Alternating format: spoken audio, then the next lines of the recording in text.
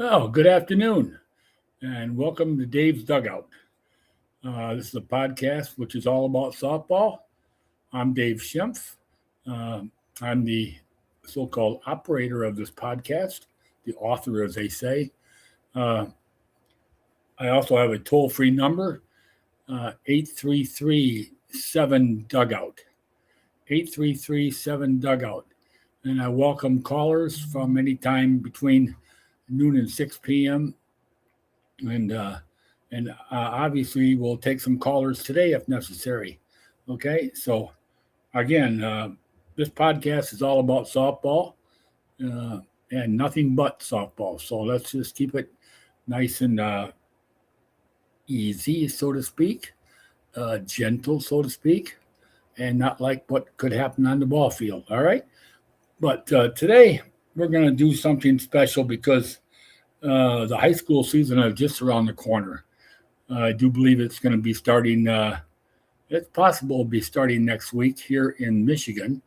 I'm sure it's already started across other states already, especially the southern ones. So if you're viewing this from the south, welcome to what we'll call Federation rules. Okay, and today we're going to talk about the pitching rule because the pitching rule, as we know, is one of the toughest rule calls to make and one of the toughest rules to enforce. Especially now that a couple of years ago they allowed the leaping, so to speak. So it's leaping is now legal in high school, and but there's many ways to leap, as we know, and there's many ways that a leap is illegal. Not too many ways. I shouldn't say many ways, and it's called the crow hop. And we're going to cover the crow hop today also. Okay?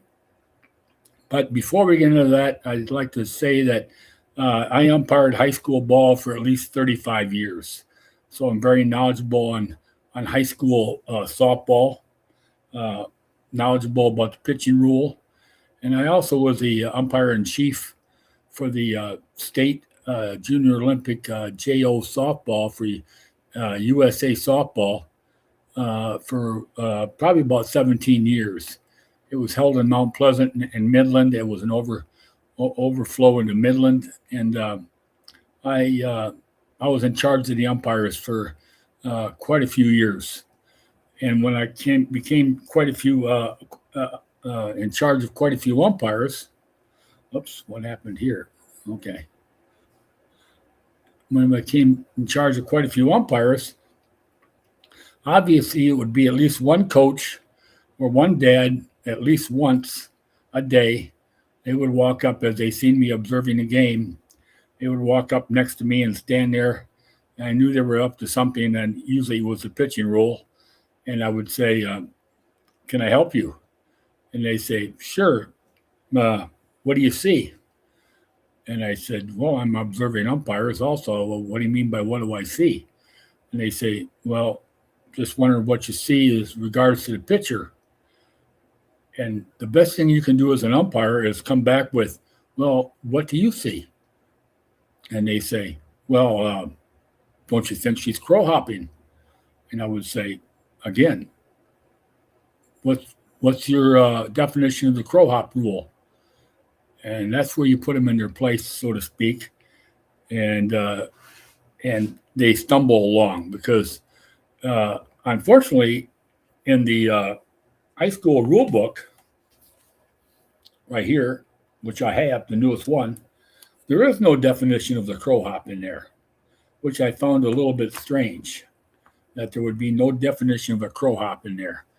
But in the USA softball book, this is an older version, but still the rule is the same. There's a clear-cut definition of the crow hop.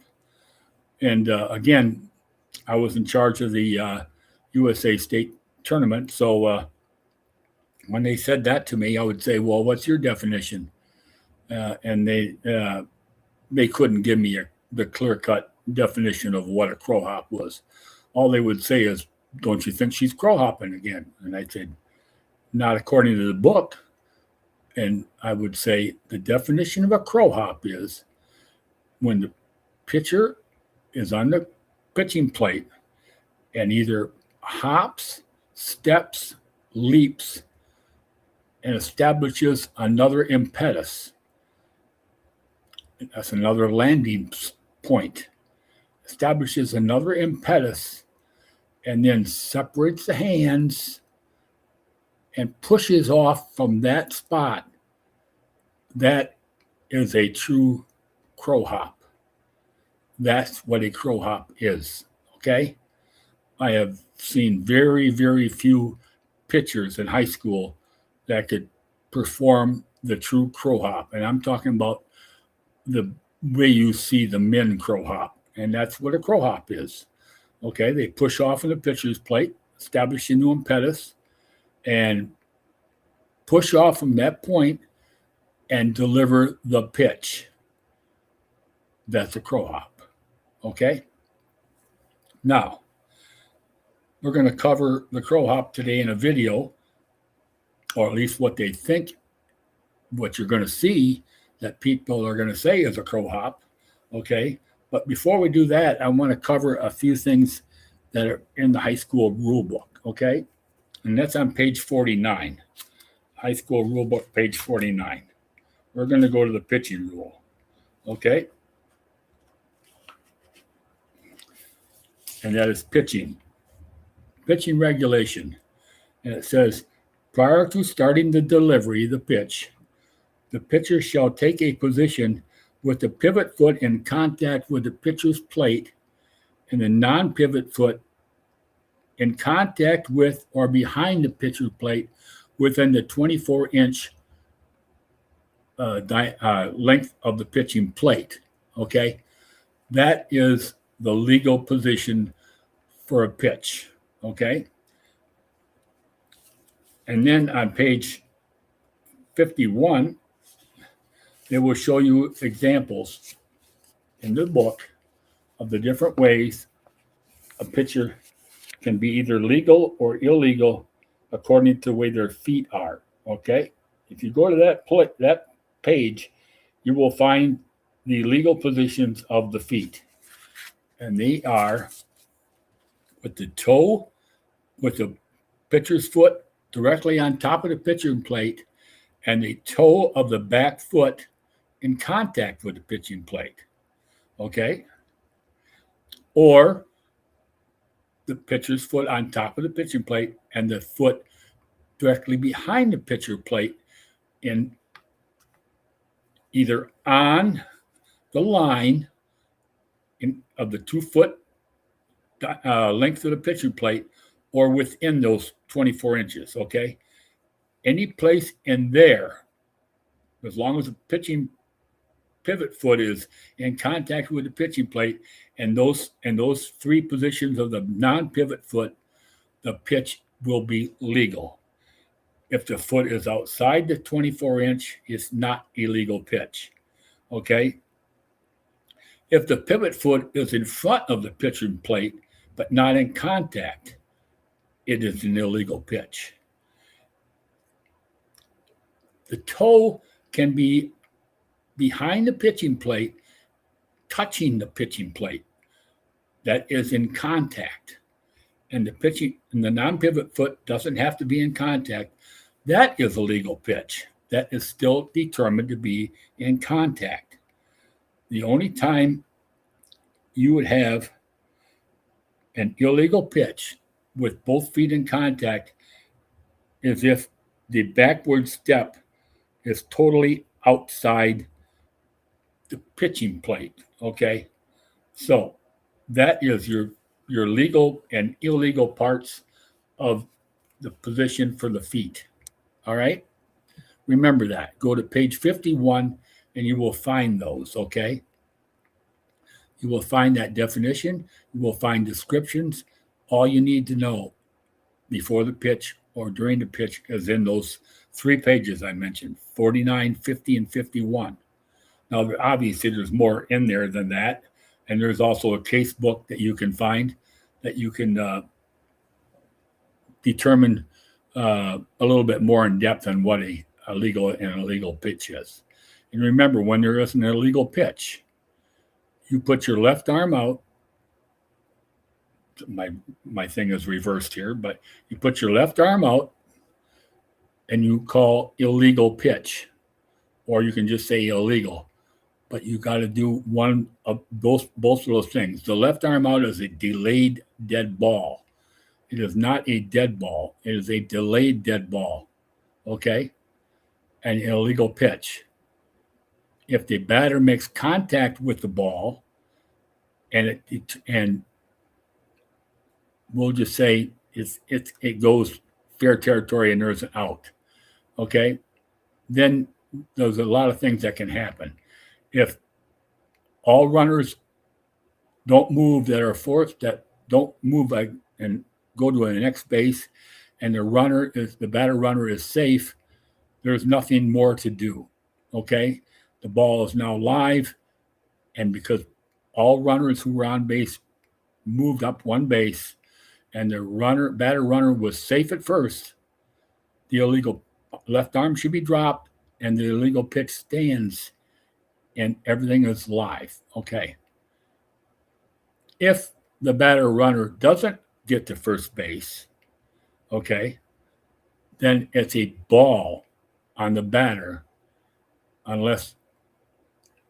and if it's ball 4, of course, I'll go more in depth on that at another time. I hate to muddy up the waters right now with that, but it's in the book, okay? So I'm just going to leave it go at that, and we're going to go to some videos, okay?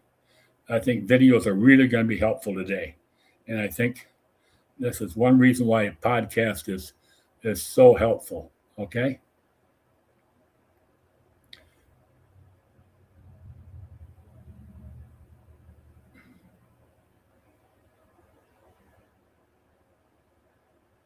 Let me pull this up here. Okay. This is going to be the new pitching rule, and it's going to be described in pretty good depth here. As soon as I bring it up here, I'm gonna try and enlarge it. Oops. Okay. Now I'm gonna play this. Oops. Let me stop this and bring the voice up more. Okay. Here we go. At this point, the pitcher has started their pitch. Their hands are separated, while the pivot foot is still in contact with the pitcher's plate. The pivot foot is in contact with the ground prior to the non-pivot foot. This is not an illegal action. The umpire must judge that the pivot foot pushes from this point, resulting in the non-pivot foot becoming closer to home plate for an illegal pitch to be ruled. The umpire must judge if the actions of the pivot foot affect the travel of the non-pivot foot, or does it continue on the same path, making this action legal? Or does the pivot foot push from this point, moving the pitcher forward, resulting in the non-pivot foot becoming closer to home plate, which would make this pitch illegal? The non-pivot foot is in contact with the ground. At this point, it is impossible for the non-pivot foot to become closer to home plate unless it is lifted again.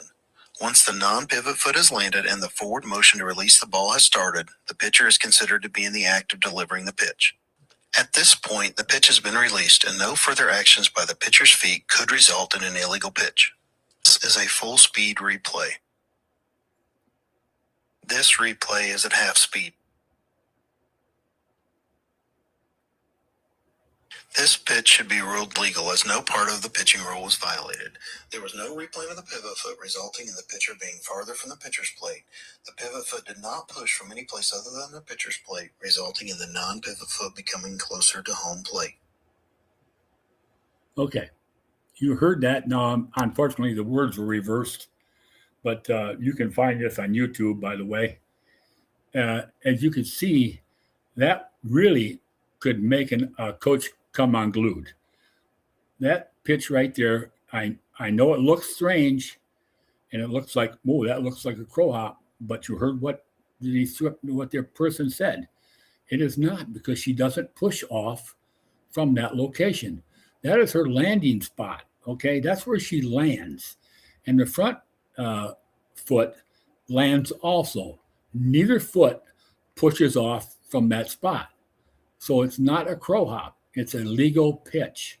Yes, it's a big leap. And yes, she gets pretty good advantage. But nowhere in the book does it say if a pitcher gets an advantage, it's an illegal pitch.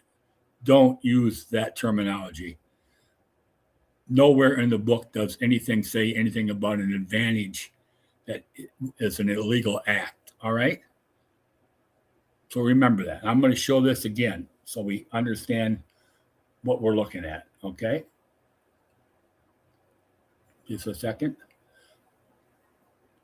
At this point, the pitcher has started their pitch. Their hands are separated, while the pivot foot is still in contact with the pitcher's plate.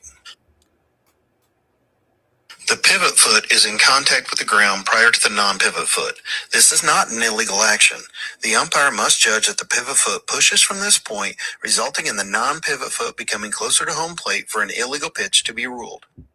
The umpire must judge if the actions of the pivot foot affect the travel of the non-pivot foot, or does it continue on the same path, making this action legal? Or does the pivot foot push from this point, moving the pitcher forward, resulting in the non-pivot foot becoming closer to home plate, which would make this pitch illegal? The non-pivot foot is in contact with the ground. At this point, it is impossible for the non-pivot foot to become closer to home plate unless it is lifted again. Once the non-pivot foot is landed and the forward motion to release the ball has started, the pitcher is considered to be in the act of delivering the pitch. At this point, the pitch has been released and no further actions by the pitcher's feet could result in an illegal pitch. This is a full-speed replay. This replay is at half speed. This pitch should be ruled legal as no part of the pitching rule was violated. There was no replay of the pivot foot resulting in the pitcher being farther from the pitcher's plate. The pivot foot did not push from any place other than the pitcher's plate, resulting in the non-pivot foot becoming closer to home plate. There we go. Okay. Now, I didn't put this video out here just for umpires. This is for all coaches if you happen to be watching this podcast, and even ball players who are maybe our pitchers. Okay, this is a good tip for you. All right, so if you're going to try and pitch with a leap, make sure it's legal. Okay, make sure everything you've done is to the rule book, and you don't push off from another spot. All right, and again, it's nice and easy for us to view this as umpires and slow it down and see everything in perspective. But obviously we don't have that opportunity if you're on the ball field. Okay. The base umpire can see this a lot easier than the home plate umpire. The home plate umpire can see it. You can see more of some other opportunities to call the illegal pitch, but this is a very difficult one for the home plate umpire. So as a base umpire, you really got to be observant. Okay. You got to train your eyes continually to look for a possibly illegal pitch. Remember one thing, if it looks a little strange, it possibly could be. But just because it looks strange doesn't make it an illegal pitch. But what it should do is make you aware of what you need to look for, okay? Again, I have an umpire friend of mine. I'm going to use Jeff York terminology whenever we had a chance to umpire together or whatever, where he was a UIC, he would always say, don't pick boogers. In other words, don't look for things that aren't there. All right? Go by the rule book. Okay? Now, we've covered that. Now I'm going to go to one more thing here. Now, the next thing I've got here, I'm going to show. Okay? Is the different ways to pitch that are either legal or illegal. Now, remember one thing I'm going to show you here is it's going to show you the leap because this is a little bit older film. But now you can leap. So the first part of this video is telling you the leap is illegal, but in this case it isn't. But it's still a good video to see. All right, now I'm going to I'm going to put it on here for you. We're going to show some commonly called illegal pitches. Here's leaping. You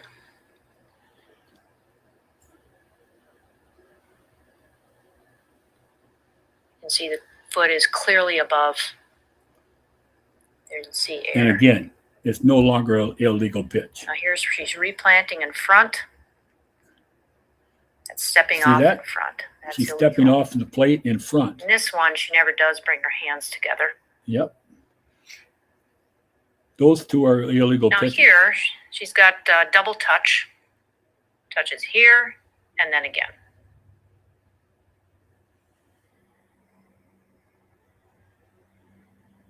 A little bit harder to see. On this one, she's not pausing before she brings her hands together. That's illegal. A legal pause, she's got to pause by simulate taking a signal. Asking for time, you got to bring the hands together and step back before she separates. Now, illegally, she separates first.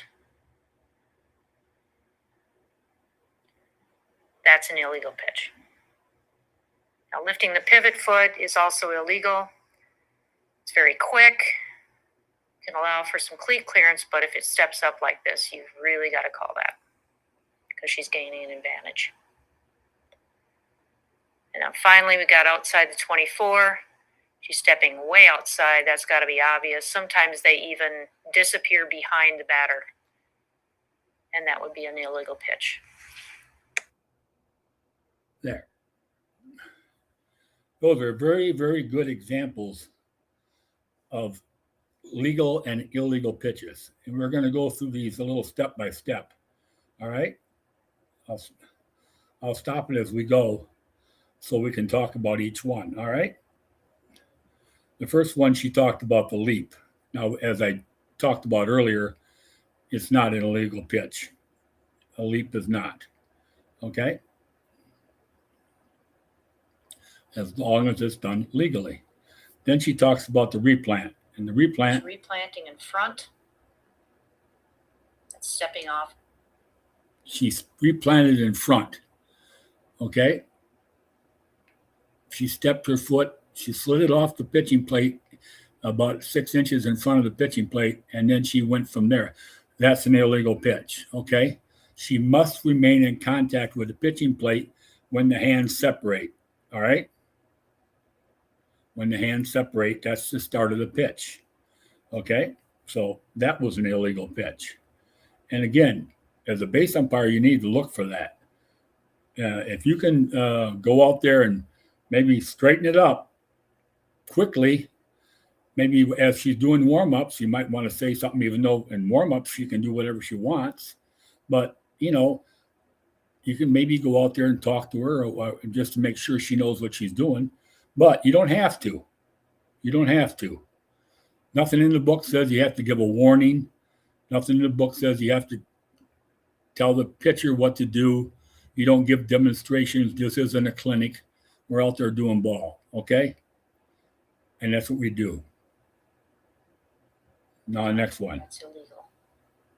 In this one, she never does bring her hands together. Right. That's called a quick pitch. Doesn't bring the hands together. The hands must be brought together for 1 second to 10 seconds. Now, we know 1 second is indiscernible, really, as long as the hands touch. Okay? As long as the glove and the hand touches. All right? That's okay. All right. Then she can go. Now here, she's got double touch. All right? Touches here and then again. A double touch. A double touch is when she's standing on the pitching plate and her hands are separated and she puts her hands in the glove, starts to pitch, and touches the glove again. That's a double touch. Okay? Sometimes pitchers will get on the pitching plate and they'll double touch with their hands. They'll put the ball in the glove, or they'll toss the ball in the glove. That's okay. You can toss the ball in the glove. But when you reach into the glove and get the ball out, Okay. Now you have to go. If she doesn't and she comes back and touches the glove again, that's a double touch. Okay. Anytime she touches the glove or reaches in and grabs the ball out of the glove, that's a double touch. Okay.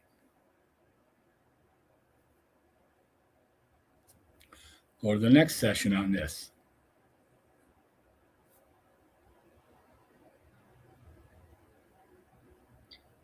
On this one, she's not pausing before she brings her hands together. That's illegal. A legal pause, she's got to pause by simulate taking a signal. Okay. Here's another one that's really touchy. The part about simulating taking a signal. Okay. Simulating taking a signal. This means her hands are separated on the pitching plate, and she's either looking in at the catcher, or as you know, they have wristbands now with all the different pitches on them. She can step on that plate, look at that wristband. Okay. Maybe the coach is yelling out numbers. Maybe it's 3, 4, 5, and she looks and 3, 4, 5 is a drop ball. Okay. That's simulating a signal. All right. Looking at the catcher, looking at her wristband.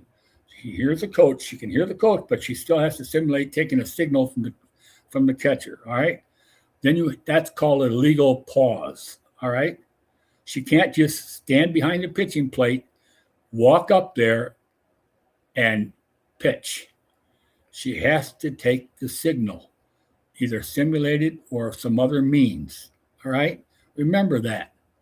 She has to take a signal. She just can't stand behind the pitching plate, look at her wristband. That doesn't count. Okay. When she gets on the pitching plate, she has to start simulating a signal of some kind, not behind the pitching plate. All right. Asking for time. Got to bring the hands together and step back before she separates. Now, illegally. Okay. Did you hear that? When she asks for time. Okay. She's asked for time. Her hands are separated. She doesn't like what she's getting from the catcher. And so she steps back. All right. Steps back. She has now disengaged from the pitching plate. And now time is legal. Okay. Now time is out. All right. That's when time is out. If her hands are together and then she separates the hands, if they're together, she can step back. As long as they're still separated, she can step back. But if she has them together and she separates the hands and steps back, that's an illegal pitch. Okay? Because now her hands were separated as she stepped back. They weren't already separated. They weren't together. They separated. So when she steps back after doing that motion, that's an illegal pitch. Okay? Remember that. Do not grant time when that happens. Okay. Separates first. That's an illegal pitch. See? Now, lifting the pivot foot is also illegal. Now I know there's a so-called terminology called clearing the cleats. All right? I looked in the book. I don't see anything about clearing the cleats in there. All right? Now, it's probably an NCAA type rule, but lifting the foot high enough where you can see space between her foot and the pitching plate is illegal. All right? She cannot lift the foot off the pitching plate and put it back down. Clearly, if you can see that clearly, that's an illegal pitch. If you can't tell for sure whether or not her cleats stayed in contact with the pitching plate, then leave it alone.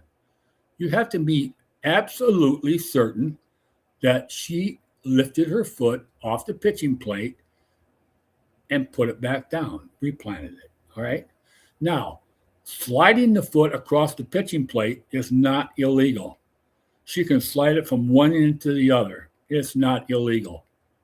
She never left contact with the plate. All right. Quick. Can allow for some cleat clearance, but if it steps up like this, you've really got to call that. Yep. See, she's allowed for cleat clearance, but cleat clearance Finally, means we got outside the 24. cleat clearance is basically just lifting the foot a little bit. All right. That's all. A little bit, but we don't know for sure if the cleats actually cleared the pitching plate or not. Okay. That is not in the book, cleat clearance. At least I never found it. All right. Now, the last part here was outside the 24-inch pitching plate, outside that diameter. You're stepping way outside. Way That's outside. got to be obvious. Sometimes they even disappear behind the batter. That is would be an illegal pitch. That is the plate umpire's call. All right. The base umpire can't see that. Not unless they're situated right behind second base or pretty near second base.